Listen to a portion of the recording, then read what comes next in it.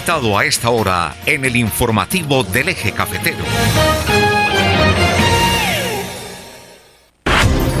8:37 en la sección de los martes. A esta hora, Julián Chica Cardona, escritor, historiador, gestor cultural, miembro numerario de la Academia Caldense de Historia. Bienvenido, Julián. Buenos días, Álvaro. Un saludo al doctor Germán Aguirre, a los compañeros del Control Master y a los oyentes y televidentes de este programa de conversaciones con la ciudad. Ahora nos encontramos ya inmersos en la Semana Mayor. Quería hacer un recorderis de lo que esto significa, de cómo surge la Semana Mayor, cómo se ubica dentro del calendario y cuál fue su origen. La Semana Mayor en la que nos encontramos está circunscrita dentro del calendario gregoriano establecido en el año de 1582 por el Papa Gregorio XIII. Esto nos aclara que su adopción no fue una decisión político-administrativa de los estados, sino del Vaticano. El mismo está basado en el desplazamiento de la Tierra alrededor del Sol y las mediciones del año lunar de los caldeos y los babilónicos. El punto de partida de dicho calendario fue el sistema juliano, establecido por Julio César, emperador romano, desde el año 46 antes de nuestra era. Teniendo en cuenta que el día más importante de esta semana es el Domingo de Resurrección, establecido en el Concilio de Nicea en el año de 325 después de nuestra era, se acordó que fuera el primer domingo inmediatamente posterior de la primera luna llena que sigue al equinoccio de primavera del 21 de marzo de cada año. Esto entonces nos pone en perspectiva el hecho de cuál es la interpretación que tenemos nosotros ahora con respecto a la definición de esta Semana Mayor. Habría que entender aquí que como se define en la Semana Mayor, ha pasado a ser entendida desde el principio como Semana de la Reflexión, como Semana de la Expiación, era antes también, como Semana de Vigilia, Semana de la Vigilia. Y ha ido cambiando su significado a la Semana del Descanso. No obstante que, como se puede notar, el calendario gregoriano está plagado de días festivos, está plagado de vacaciones, está plagado de pausas que, por supuesto, no cobijan a los esclavos remunerados que existen en la sociedad. De ahí que encontremos un calendario que favorece una clase, favorece un estilo de vida laxo, un estilo de vida de ocio, de entretenimiento, y eso nos da la perspectiva también de que sea el momento aprovechado para la industria del turismo, para la industria del esparcimiento, el entretenimiento, para el consumo de licor, para otras cosas que realmente expresan la sociedad dentro de su forma de actuar diversa.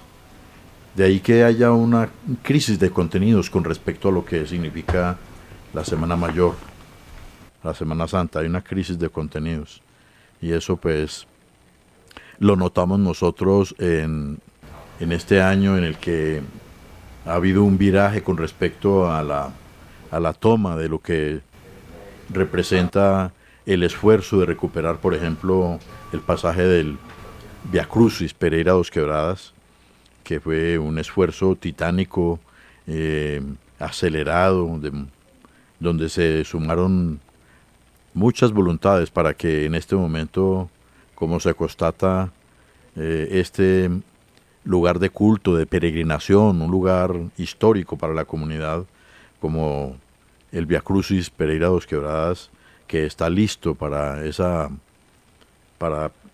ese encuentro con el territorio, finalmente se le haya dado de alguna manera la espalda a esa apropiación, y que queda en manos de la comunidad aprovecharlo, reencontrarse con él y darle el valor cultural, la conexión cultural que ha tenido siempre desde 1959. Por esa razón, traigo aquí a colación una reflexión de un texto escrito por William Ospina y publicada en El Espectador, titulada La locura y el método. Esto enfoca toda una visión mundial de cómo el cambio de contenidos de las cosas, la pérdida de contenido, más bien pérdida de contenido, es una de las constantes por las que estamos atravesando en la actualidad. La primera impresión que tuvimos fue que Trump venía a abusar de los débiles, pero ahora resulta que también ha venido a abusar de los fuertes.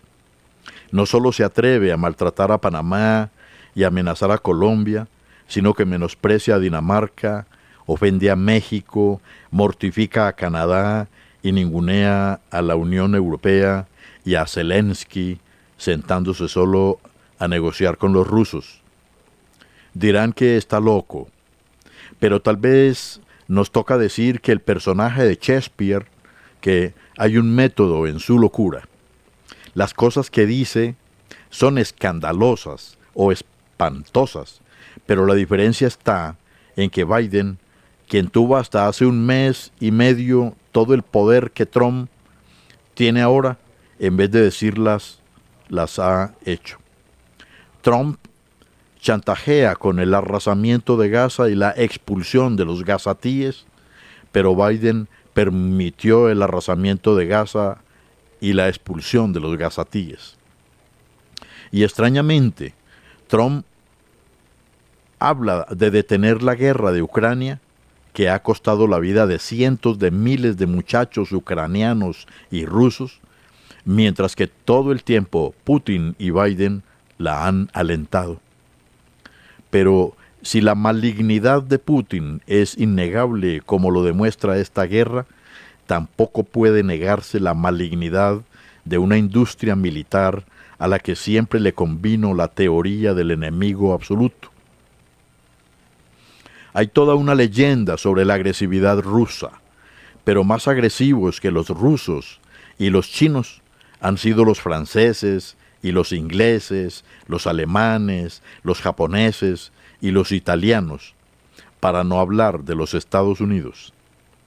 China nunca salió a masacrar a nadie. En cambio, a China la invadieron y la esclavizaron con opio y con cañones. Rusia, invadida 2 veces, salvó 2 veces la democracia de Occidente, porque al mundo no había que salvarlo solo de Hitler, sino de Napoleón. Alguien dirá que también había que salvarlo de Stalin y de su comunismo de cartilla y terror, y yo estoy completamente de acuerdo. Lo que esto parece demostrar es que Rusia avanza sobre todo cuando la atacan.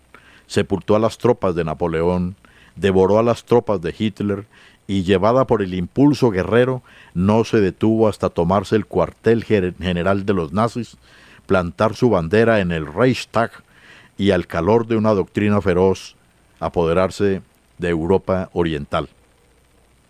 Curiosamente, Occidente no odia a Italia por haber tenido a Mussolini, ni odia a Alemania por haber tenido a Hitler, ni odia a España por haber tenido a Franco. Pero en cambio, no le perdona a Rusia el régimen comunista que imperó en ella por 70 años y hasta nos hace pensar que odia a Rusia. La odió durante la guerra por ser bolchevique, en la posguerra por ser comunista, en la Primera Guerra Fría por ser estalinista, pero la siguió odiando después de que cayeron el muro de Berlín y la cortina de hierro. Europa y Estados Unidos, que se aliaron con Stalin para detener a Hitler, no dejaron de desconfiar de Rusia, ni siquiera cuando les estaba ayudando a salvarse.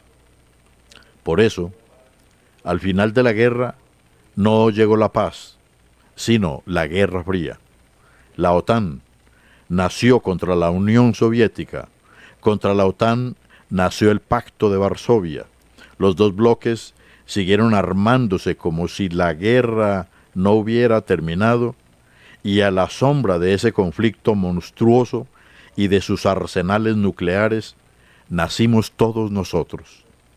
Porque hace mucho tiempo ocurrió el fin del mundo, ha dicho Chesterton. Pero cuando hace 35 años cayó el comunismo, se desintegró la Unión Soviética, las naciones se independizaron y el Pacto de Varsovia se deshizo, la OTAN siguió en pie, como ese soldado japonés que seguía en pie de guerra solo en una isla porque no había recibido del emperador la orden del alto al fuego.